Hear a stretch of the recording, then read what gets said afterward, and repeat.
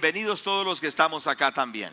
Vamos a abrir nuestras Biblias, por favor, en el libro del Apocalipsis. Vamos a abrir nuestras Biblias en el libro del Apocalipsis, en el capítulo 22. Le pedimos al bendito Espíritu Santo, amado Espíritu de Dios, nos sometemos a ti, amado Espíritu Santo, guíanos. Amado Espíritu Santo, auxílianos, controla nuestra mente, nuestro corazón, nuestra vida. Que el nombre de Dios sea glorificado. En el nombre de Jesús, bendito Espíritu Santo. Amén. Quiero compartir acerca del tema venciendo la esterilidad para llevar una vida de fruto abundante y permanente. Venciendo la esterilidad para llevar una vida de fruto abundante y permanente. En este texto de la palabra de Dios nos dice de la siguiente manera. Por favor, ponga la atención. Apocalipsis 22, 1 y 2. Después me mostró un río limpio de agua de vida, resplandeciente como cristal, que salía del trono de Dios y del Cordero.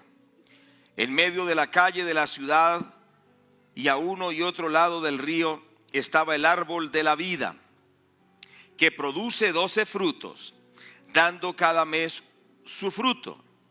Las hojas del árbol eran para sanidad de las naciones.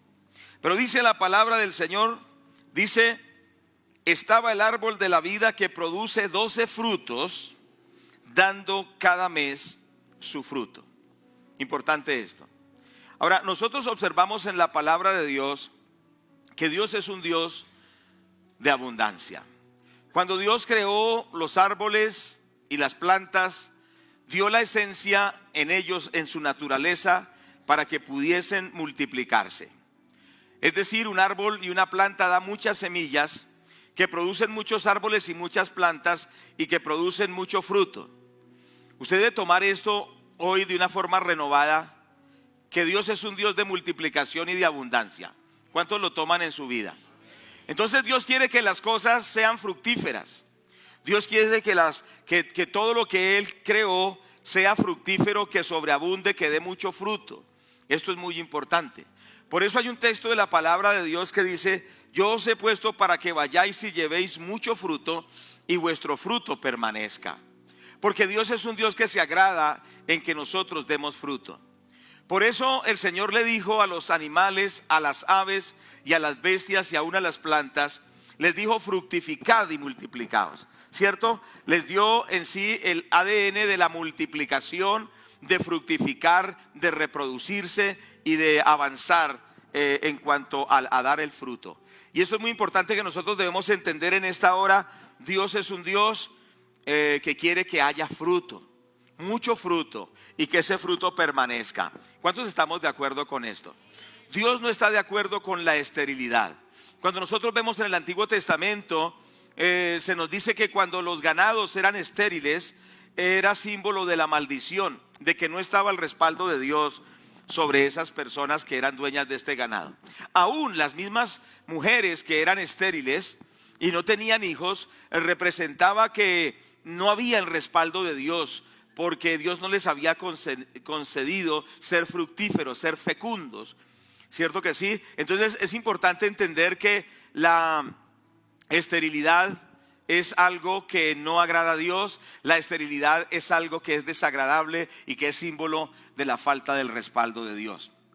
Nosotros vemos en este texto algo maravilloso. Dice que hay un árbol, el árbol de la vida, según este texto de la palabra, que produce 12 frutos.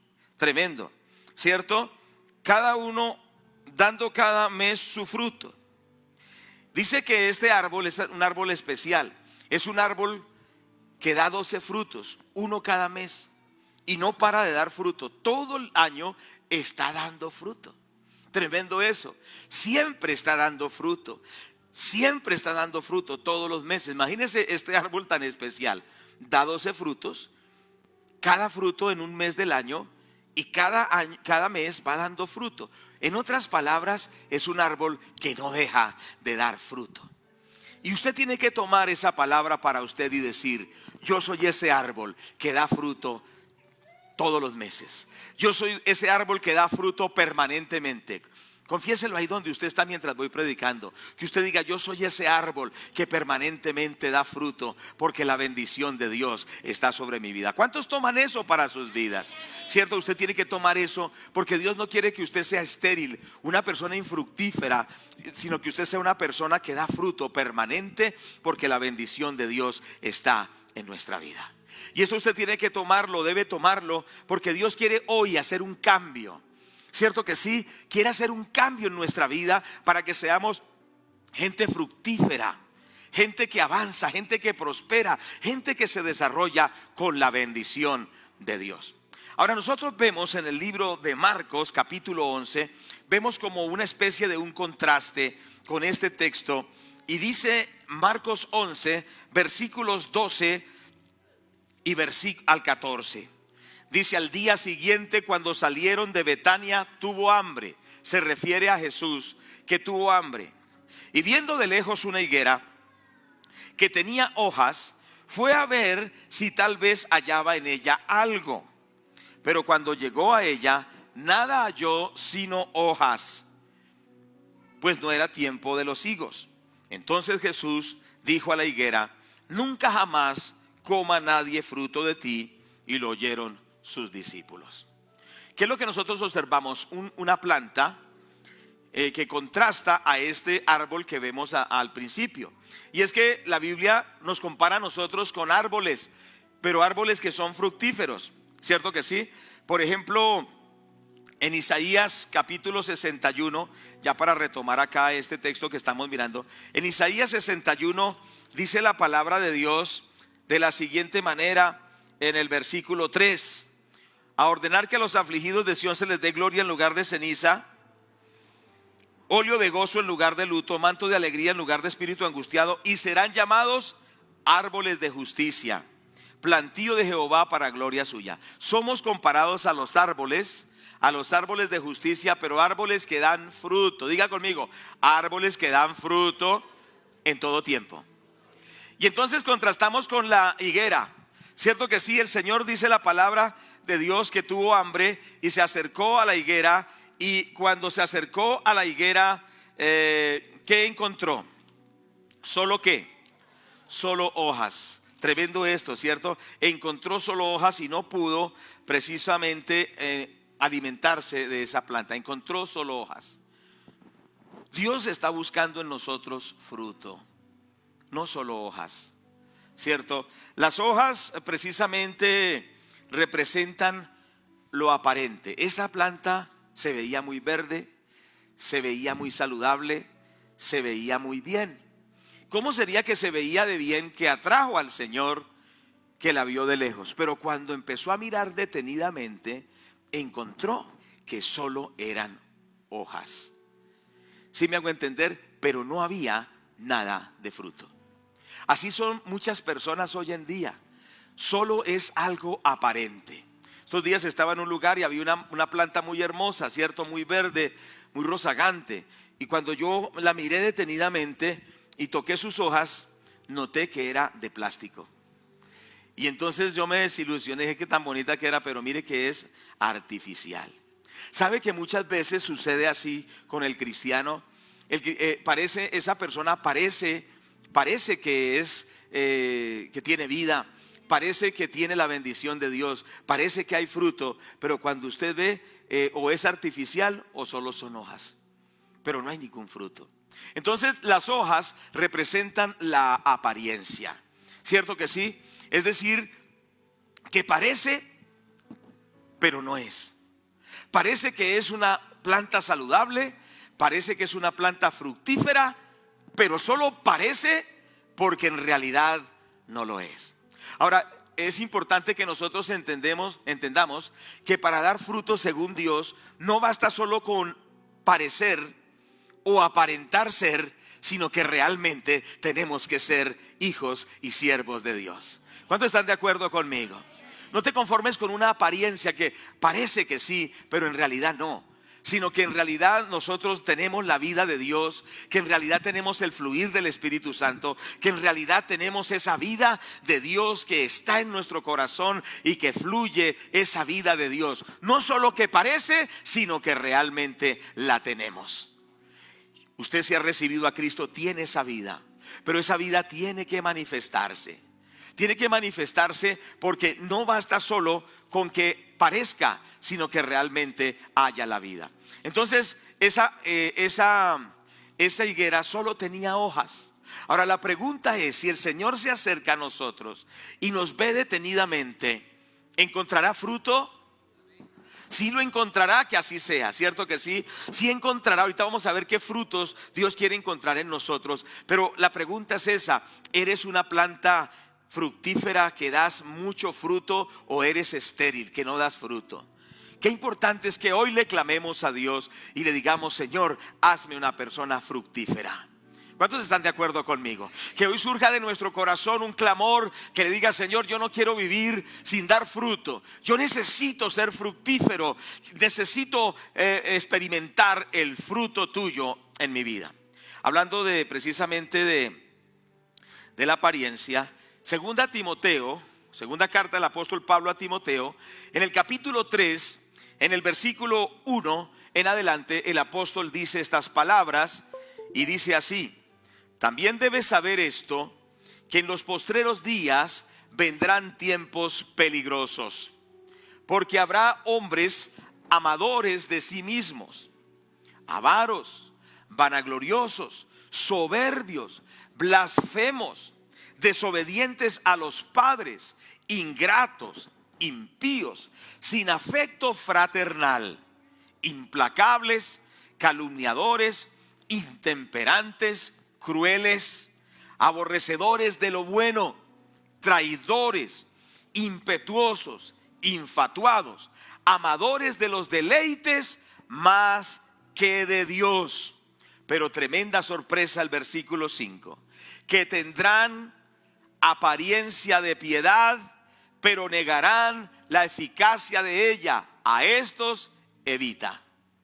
Lo que está diciendo el apóstol Pablo es que en estos tiempos que vivimos, tiempos peligrosos, tiempos finales, habrán personas que parecen ser cristianos, que parece que son siervos de Dios, que parece que es gente íntegra, pero que su vida secreta, su vida de familia, su vida personal, su vida privada es una vida desastrosa, porque con su estilo de vida niegan que son cristianos.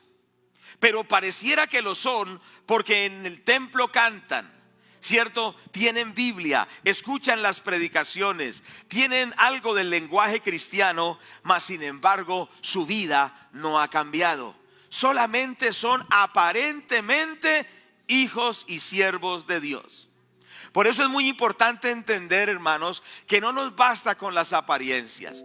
Dice que son entonces hombres amadores de sí mismos, avaros, vanagloriosos, blasfemos, desobedientes a los padres, implacables, etcétera, etcétera. Pero dice que tendrán apariencia, o sea que muestran a la gente un rostro que no lo son de verdad, porque solamente aparentan serlo. La pregunta es: ¿eres un verdadero hijo de Dios, una verdadera hija de Dios, o tienes muchas apariencias?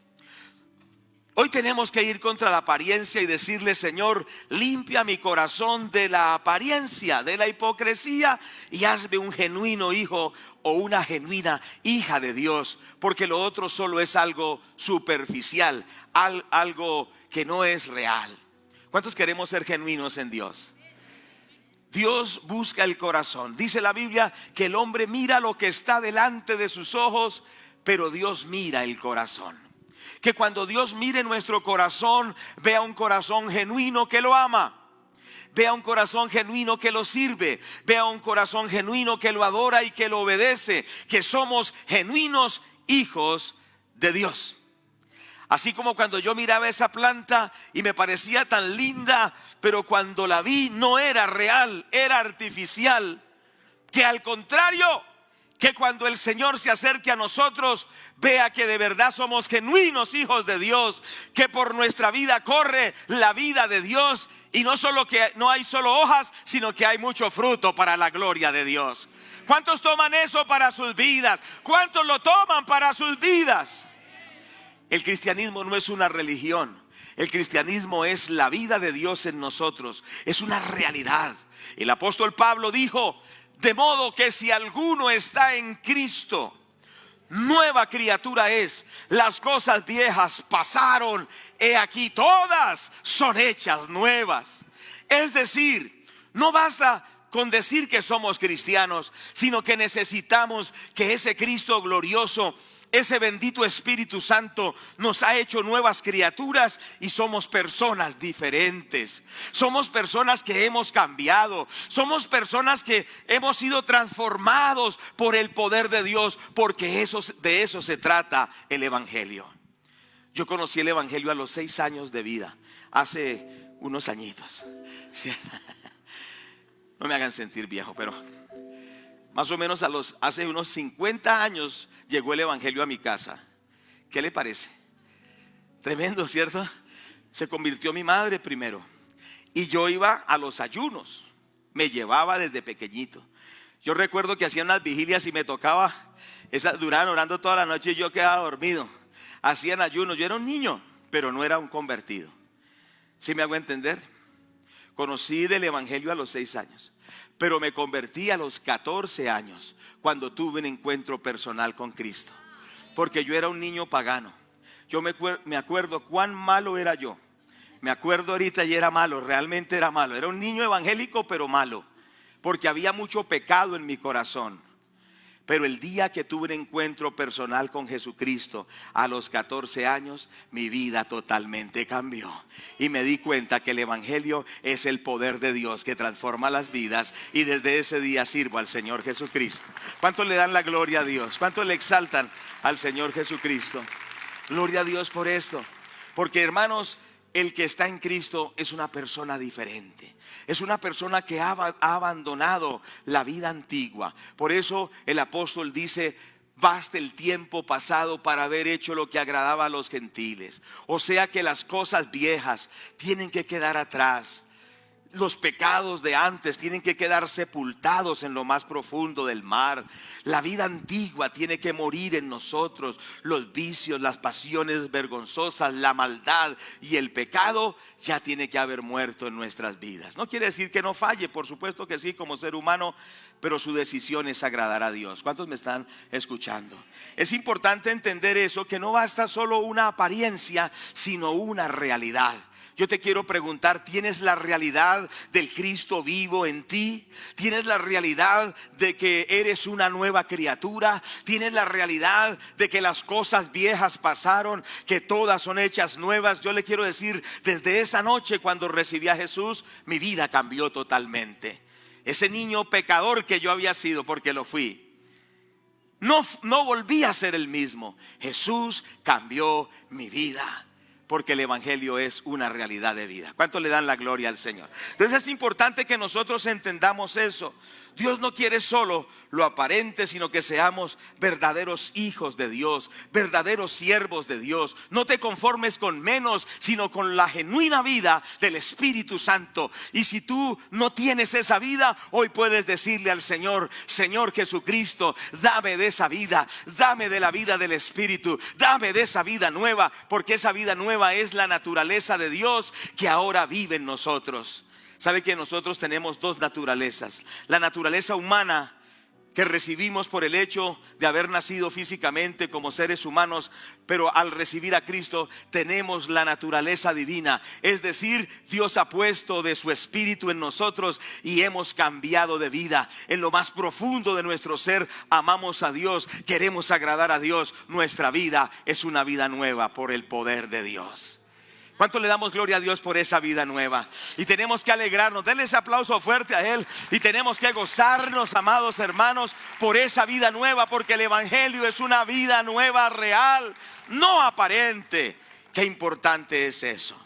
Ahora, es importante entender que el Señor no quiere que nosotros seamos estériles, sino que esa vida produzca fruto. Vamos a ir a Malaquías, por favor. Entonces vamos a comparar al cristiano como una planta que tiene vida, que no es artificial, que no es aparente, pero que también da fruto. ¿Cierto que sí? Malaquías 3:11 dice la palabra, dice: reprenderé también por vosotros al devorador, y no os destruirá el fruto de la tierra, ni vuestra vida en el campo será estéril, dice Jehová de los ejércitos. Usted debe tomar esta promesa que es para usted. Usted debe tomar esta promesa y decir: Señor, gracias porque tú reprendes al devorador. El devorador son demonios que se roban la salud, que se roban la paz, que se roban el gozo, que se roban la vida económica, que le destruyen todos sus proyectos de vida. Que el Señor reprenda hoy al devorador. ¿Cuántos dicen amén a esto?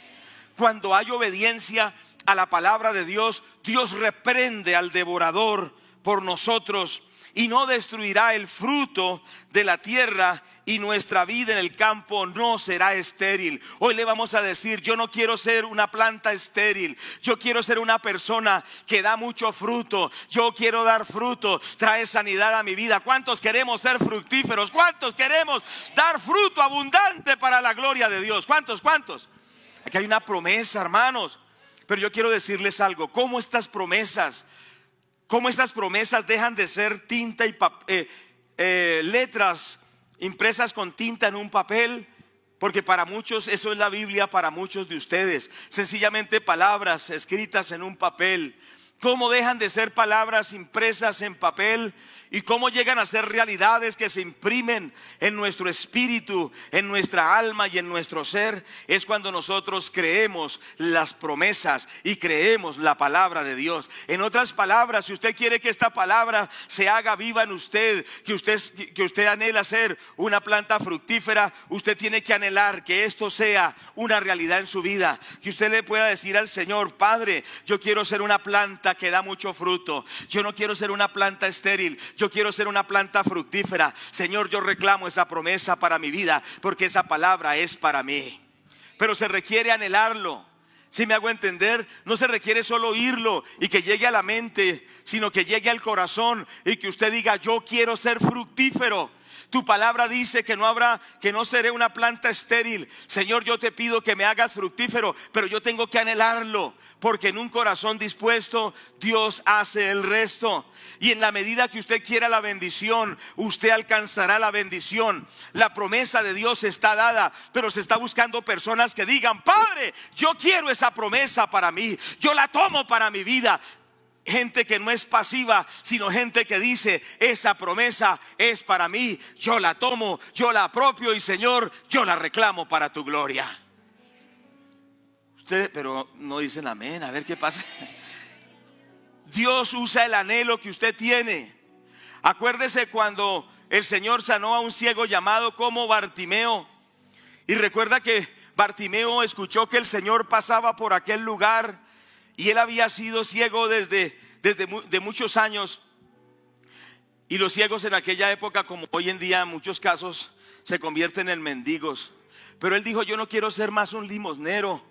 Él dijo: yo quiero tener la vista, quiero tener la bendición de Dios y poder desarrollar un proyecto de vida que me haga avanzar, que me haga prosperar. Y cuando este hombre escuchó que Jesús pasaba por allí, él clamó y dijo: Jesús, Hijo de David, ten misericordia de mí. Pero él estaba gritando con todo su corazón. Él estaba gritándole al Señor: por favor, Jesús, cambia la ruina que yo he vivido, devuélveme la vista, yo quiero tu bendición. ¿Cuántos quieren la bendición de Dios?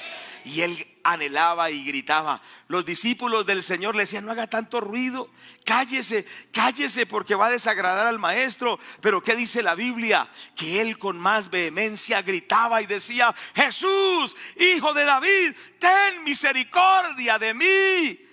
¿Sabe por qué él sabía y decía: ustedes no me van a dar la vista?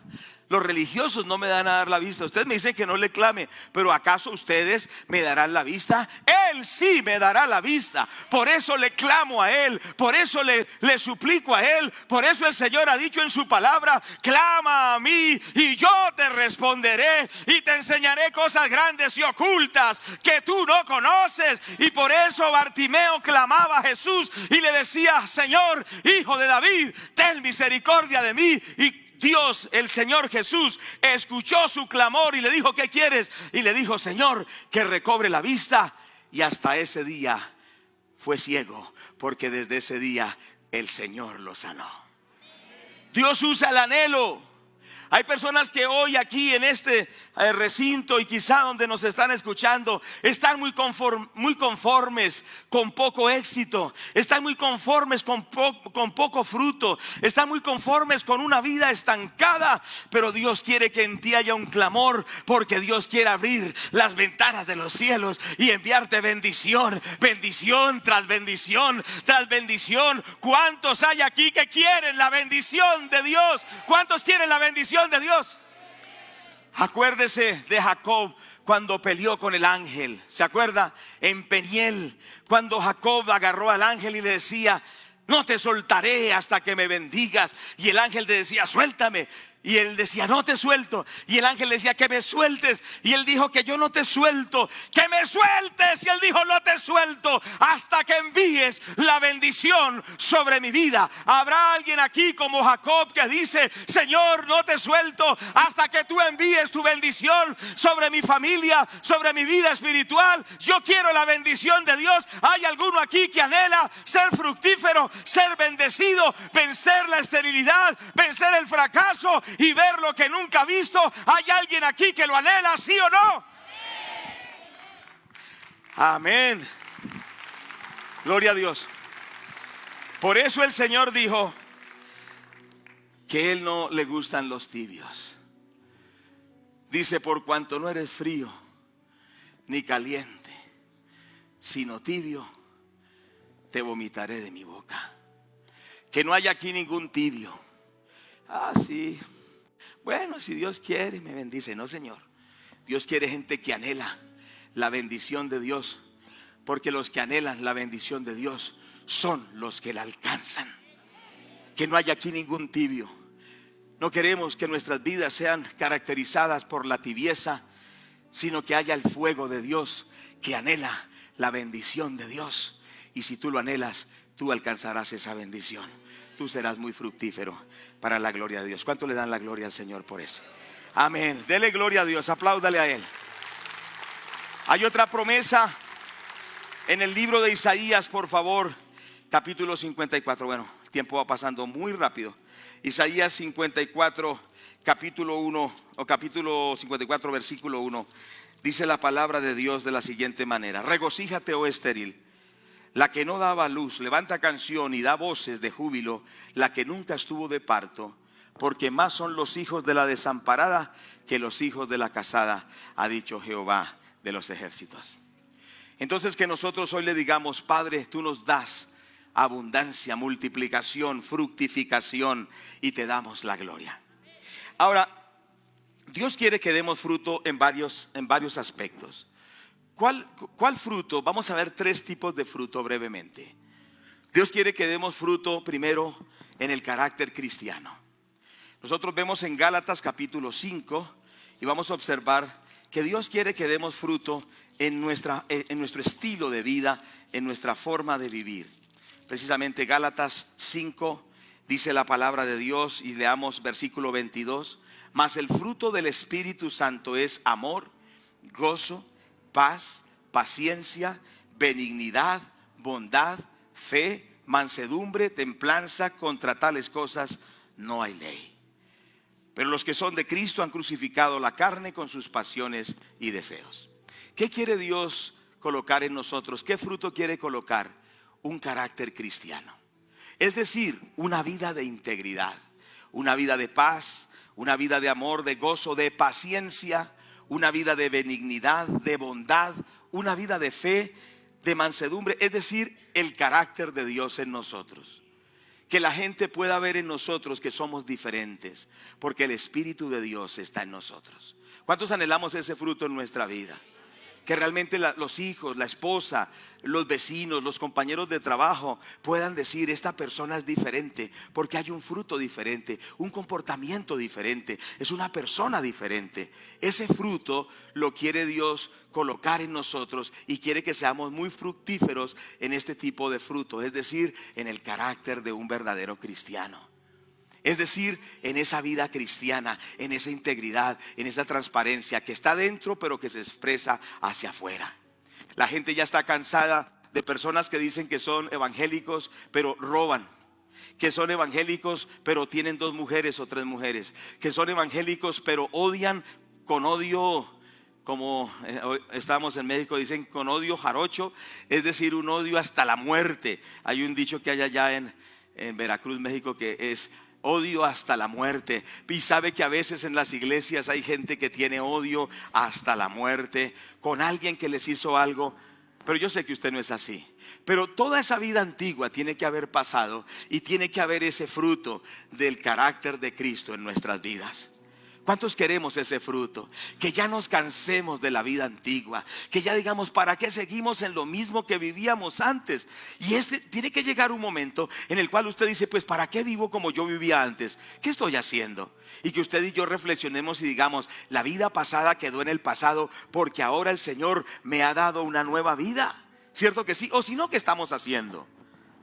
Yo le quiero preguntar: ¿qué estamos haciendo viniendo al templo y si nuestra vida de verdad no ha cambiado? Pero no se sienta condenado. Que hoy decidamos y digamos: mi vida hoy cambia. Decido que mi vida es diferente desde este día y que el carácter de Cristo se va a reflejar en mi vida. Toda esa vida de maldad queda en el pasado desde este día y vivo una vida nueva, dando un fruto, el fruto del carácter cristiano en mi vida. ¿Cuántos lo toman en sus vidas? Eso es lo que Dios quiere encontrar en nosotros. No solo hojas, sino encontrar ese fruto del carácter de Dios en nosotros. Segundo tipo de fruto. El segundo tipo de fruto es importante. Vamos a mirar en el Salmo capítulo 1. Por favor, vamos al Salmo 1 y lo observamos allí. El fruto, vamos a mirar literalmente el texto. Cierto que sí. Versículo 3. Será como árbol plantado junto a corrientes de aguas, que da su fruto en su tiempo y su hoja no cae, y todo lo que hace prosperará. Diga: todo lo que hace, todo lo que hago, prosperará. Dios quiere darte fruto en tu proyecto de vida. ¿Cierto que sí? En eso que Dios te ha guiado a proyectarte intelectualmente, que Dios te ha guiado a proyectarte empresarialmente, familiarmente, intelectualmente, ministerialmente. Dios no quiere que tú seas un fracasado, ¿cierto? Que emprendas un ministerio y seas un fracaso. Dios no quiere eso. Dios no quiere que tú emprendas una empresa y la empresa sea un desastre. Dios no quiere eso. Dios no quiere que tú emprendas estudiar en una carrera, hacer una carrera universitaria y la botes porque no pudiste. Dios quiere darte victoria y darte fruto en todo lo que pongas tus manos. Dice la Biblia: y en todo lo que pone sus manos prosperará. Entonces, hoy, hermanos, tiene que haber un rompimiento en nuestras vidas. Hoy tenemos nosotros que cansarnos del fracaso y tenemos que decir: ya no más una vida estéril, una vida de emprendimiento, emprendimientos que terminan siempre en fracasos, empresas, proyectos, ministerios que terminan derrotados. Hoy tenemos que decir: en el nombre de Jesús, por el poder de la palabra de Dios, hasta aquí llegó el fracaso, porque Dios me hace una persona fructífera en todo lo que Él me ha puesto a hacer. ¿Cuántos lo toman pero de verdad? Recuerde que se requiere creer la palabra, tomar la palabra, confesar la palabra de Dios, porque así es que opera el obrar de Dios. Y dice: y todo lo que hace prosperará. Tú tienes que decirle: Padre, todo estigma de derrota, de fracaso económico, espiritual, familiar, moral, emocional, hoy queda sepultado, porque tu palabra dice que si yo medito en tu palabra, que si yo te amo, que si yo obedezco tus mandamientos, todo lo que yo hago será prosperado. ¿Cuántos toman eso en su vida? Yo le animo que se canse del fracaso, que se canse de estar fracasando, de estarse golpeando contra el mundo, y que usted diga: hoy, con la bendición de Dios, me levanto y el Señor me va a hacer fructífero en todo lo que Él me ha puesto para que yo haga. Pero ¿cuántos lo toman de verdad? En el libro de Job, capítulo 22, versículo 28, dice la palabra de Dios: determinarás a sí mismo una cosa y te será firme. Sobre tus caminos resplandecerá luz. ¿Cuántos toman esa promesa?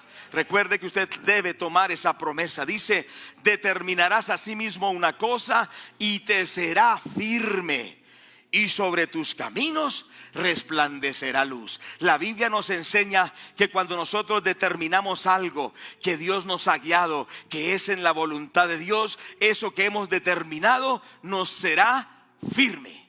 ¿Lo toma o no lo toma? Muchas personas son temerosas. Estaba precisamente visitando las iglesias de México. El misionero tuvo que volverse por situaciones fuertes. Hoy México está sumido en una violencia tremenda. Se les entraron 4 veces al templo, los golpearon, los maltrataron, los robaron los ladrones. Y bueno, los misioneros volvieron. Pero nosotros entendemos que la visión para México no es una visión humana, es una visión dada por Dios. Y ya Dios nos suplió los misioneros que van a ir. Hoy llegan a Bogotá y esta semana saldrán para allá. Porque Dios nos dio esa visión. Y cuando Dios nos da una visión, no importa lo que venga, no importa lo que suceda, determinarás una cosa y será firme. Y sabe una cosa, al ir se nos unió otra iglesia. O sea que ya no es una, ya hay otra. Y hay otro Campo Blanco en otro lugar llamado Pachuca, y hay otro Campo Blanco en un lugar llamado Candelaria, en el estado de Campeche. O sea que ya no es una, sino son 4 congregaciones. ¿Cuántos dicen amén? Pero diga algo, gloria a Dios. Usted tiene que decir: cuando Dios nos guía, cuando Dios nos muestra, cuando Dios nos está orientando, eso nos es firme. No dice que será fácil, pero dice que determinarás una cosa y te será firme. Quizá tú eres de esas personas frágiles que con cualquier problema botas tus proyectos, por cualquier problema ya renuncias, botas la toalla, ya eres de una persona pusilánime, una persona débil. Recuerda que la palabra de Dios dice que los cobardes no heredarán el reino de los cielos. Recuerda que la palabra de Dios dice que el reino de los cielos sufre violencia y los violentos lo arrebatan. ¿Cuántos violentos espiritualmente hay aquí que dicen: la bendición que Dios me dio no la soltaré, lo que Dios me ha dado no lo perderé, Dios me lo dará, insistiré hasta que vea la gloria de Dios? Pero ¿cuántos están aquí? ¿Cuántos tienen ese ánimo de verdad? Porque veo muchos hermanos muy pasivos.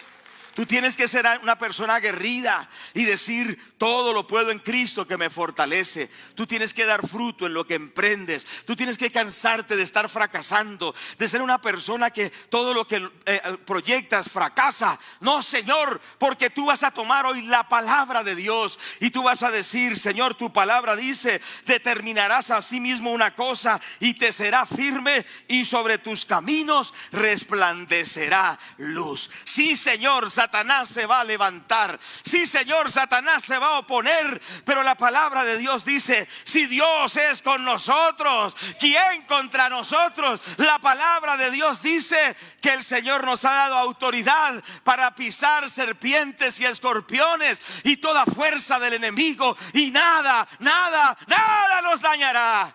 ¿Cuántos se levantan hoy en victoria y dicen: logro lo que Dios me ha dado, cumplo la visión de Dios, porque Dios está conmigo? Y si Dios está conmigo, ¿quién contra mí? ¿Cuántos valientes hay aquí? ¿Cuántos valientes? Mujeres valientes, hombres valientes. La palabra de Dios dice: portaos varonilmente. Y se lo dice aún a las mujeres.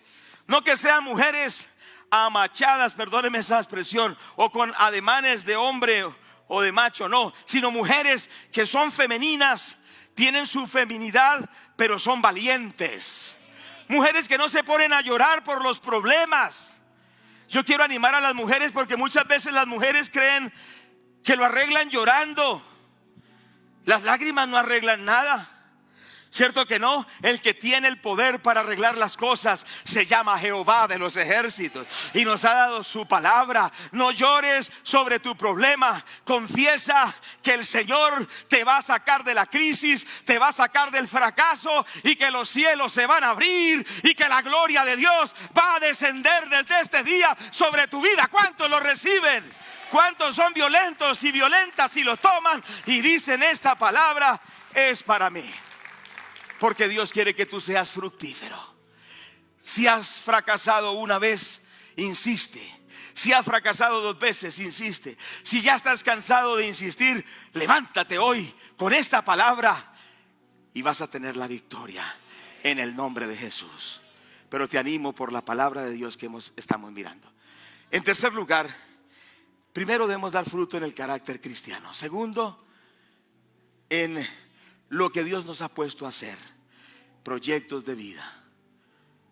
Tercero, en la evangelización. Y quiero concluir con esto porque el tiempo ya se fue. Amados hermanos, Dios quiere que seamos fructíferos en la evangelización. ¿Cuántos están de acuerdo conmigo? Quiero hacer un especial énfasis y terminar en breve, pero es importantísimo lo siguiente. Creo que fue la semana pasada, hicieron una marcha por el orgullo gay en Bogotá y en Colombia, ¿cierto que sí?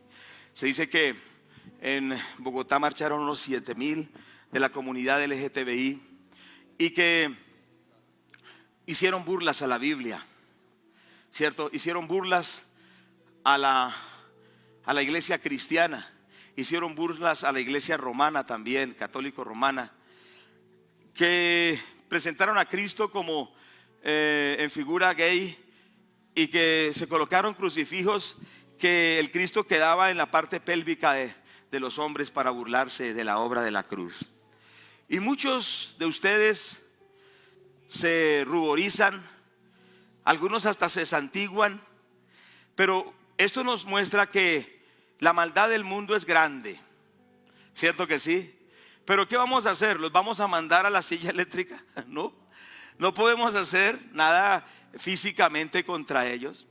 Pero hay que entender que cuando se prende la luz, las tinieblas se van, ¿cierto? Si nosotros apagáramos las luces, quedaríamos en tinieblas. Pero si encendemos las luces, la luz alumbra y nos podemos ver todos nosotros, porque la luz se encendió. Ustedes saben que el evangelio de Jesucristo es la luz que alumbra las naciones.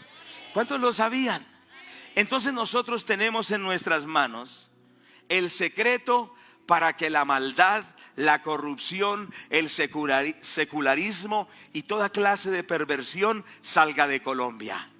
¿Sabe cuál es ese? El evangelio de nuestro Señor Jesucristo. Diga conmigo: el evangelio del Señor Jesucristo. Por eso el apóstol Pablo dijo: yo no me avergüenzo del evangelio, porque es poder de Dios para salvación a todo aquel que cree, al judío primeramente y también al griego.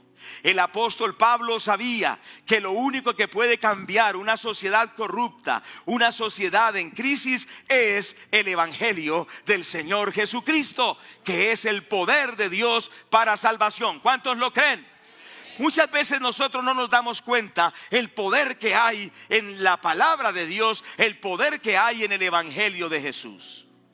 Y es importante entender que el apóstol Pablo dijo: el evangelio es el poder de Dios, es el poder que puede transformar a un hombre, a una mujer, que puede cambiar la mente corrupta, que puede quitar el pecado y echar fuera los demonios. Solo el evangelio de Jesús. La Biblia dice lo siguiente: que Dios en el cielo, viendo la crisis de los seres humanos, viendo la corrupción, la maldad, la enfermedad, la muerte y el caos, tuvo compasión de nosotros y se hizo hombre. La persona gloriosa de Dios, el Hijo, tomó un cuerpo físico de carne y hueso y sangre, carne y hueso. ¿Estamos de acuerdo? Y nació en un pesebre de la bendita Virgen María. Nació en el pesebre. Pero él empezó a crecer y anduvo en santidad. Dice que nunca pecó, ni engaño hubo en su boca, porque se constituyó en el Cordero de Dios que quita el pecado del mundo. Ese Cordero limpio, ese Cordero sin mancha, llamado Jesús, el Hijo de Dios, Jesucristo el Señor, fue a la cruz y fue clavado en la cruz y derramó hasta su última gota de sangre.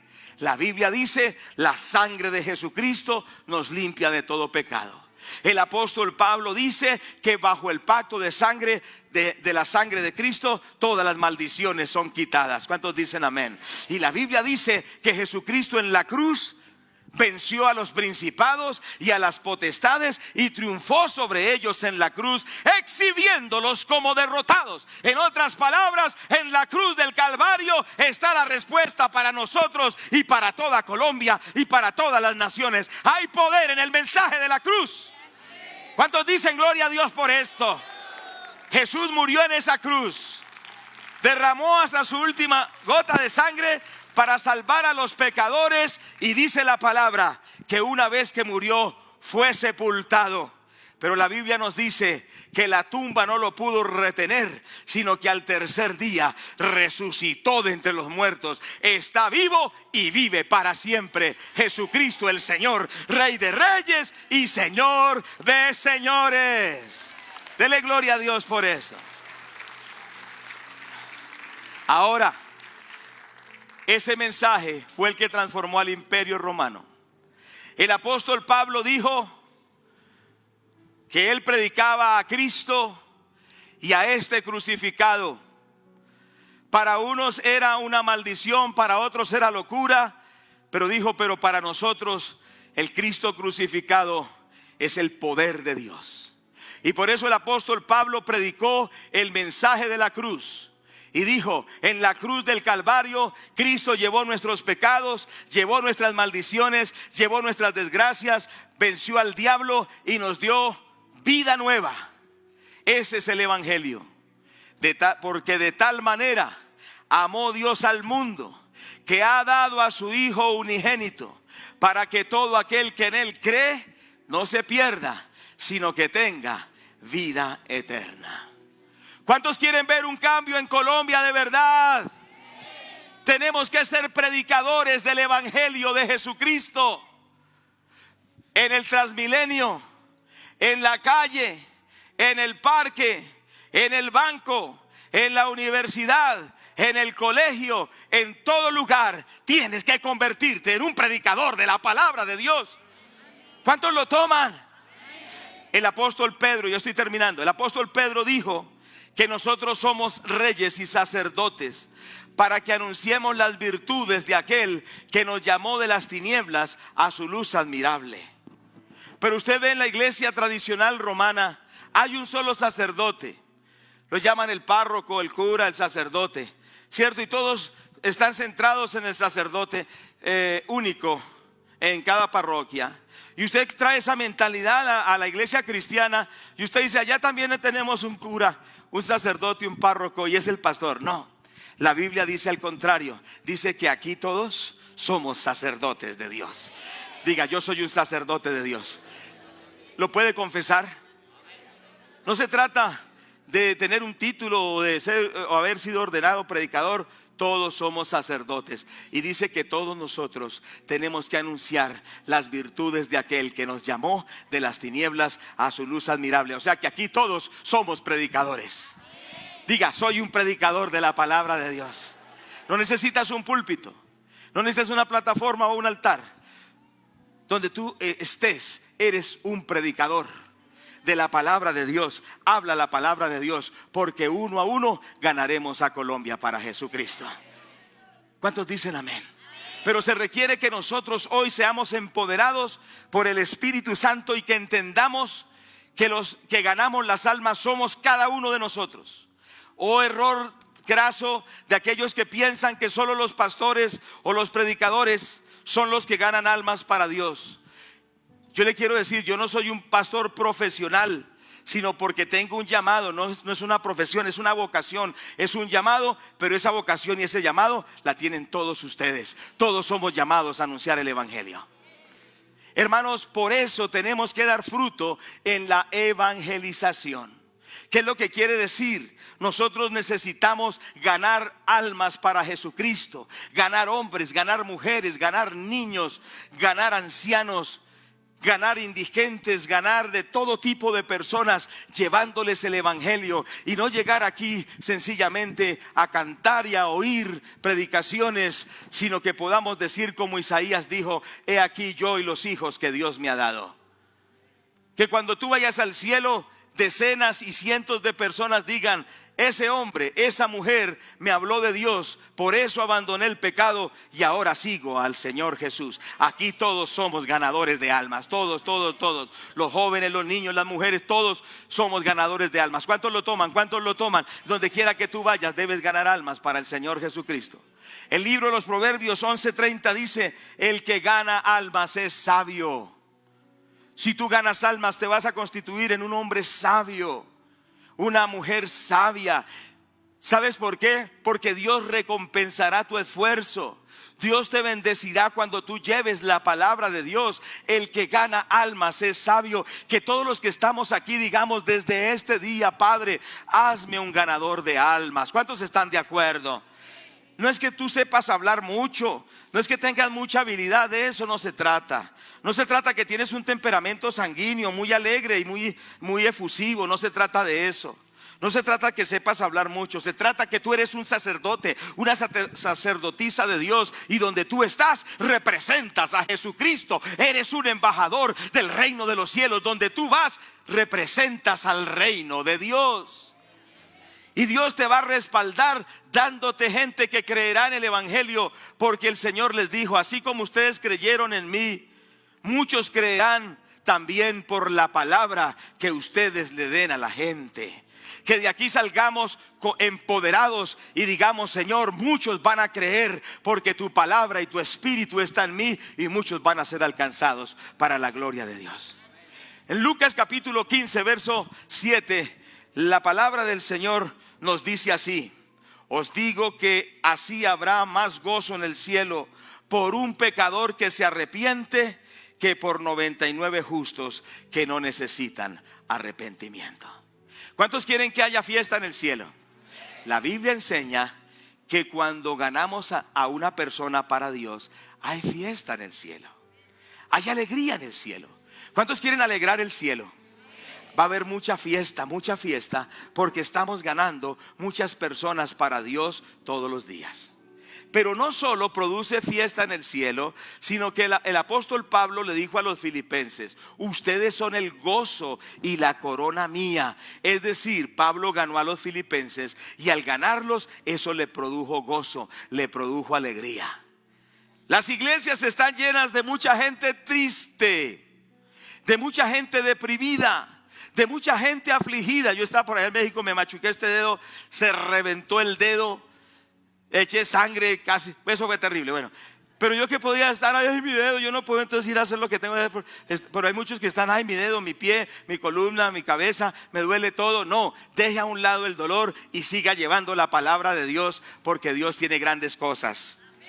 Deja de pensar tanto en tu problema. Piensa en los perdidos, piensa en las almas, y el Señor va a llevarse tus problemas, tus crisis, tus dificultades. Te dará gozo, te dará paz, y abrirá las ventanas de los cielos sobre tu vida, y enviará respuestas sobrenaturales sobre tu vida. ¿Cuántos lo toman? ¿Cuántos lo toman? ¿Cuántos lo reciben? Dale gloria a Dios por esto. Vamos a orar. Yo les invito a que nos pongamos en pie en este momento y vamos a decirle al Señor que le damos gracias. Le vamos a decir al Señor que hoy hay un cambio en nosotros. ¿Cuántos lo toman en el nombre de Jesús? Le vamos a decir al Padre Celestial que hoy sucede un cambio en nuestras vidas.